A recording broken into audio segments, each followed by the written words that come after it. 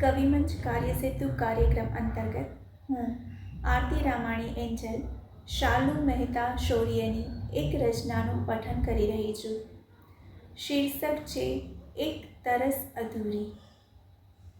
એક તરસ અધૂરી. માતાના ચહેરા પર સ્મિત ખીલાવવાની એક તરસ અધૂરી. તૂટી ગયેલા સપનાને કલમની શાહીથી પરિપૂર્ણ બનાવવાની એક તરસ અધૂરી.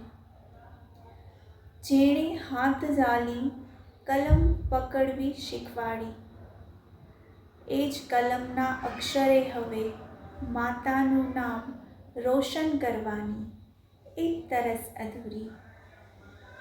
જ્યારે જ્યારે રડ્યું મારું હૈયું, ત્યારે સાથે રડતી તારી આંખો.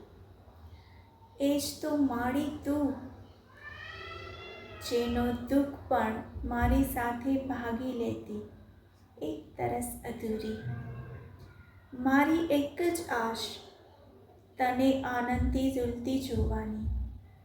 દરેક ઘડી તારા હાસ્યને જીવનના ગીતમાં ગૂંથવાની એક તરસ અધૂરી. જેને તારા આંસુ પડાવ્યા માડી, એવો તો ઈશ્વર પાસે કરું છું. તેની આંખે પણ વહેરાય આંસુ. તારા દુઃખની સાક્ષી બની રહે આ કાગળનું પાનું એક તરસ અધૂરી. એક તરસ અધૂરી. માતાના ચહેરા પર સ્મિત ખીલાવવાની એક તરસ અધૂરી. તૂટી ગયેલા સપનાને કલમની શાહીથી પરિપૂર્ણ કરવાની એક તરસ અધૂરી.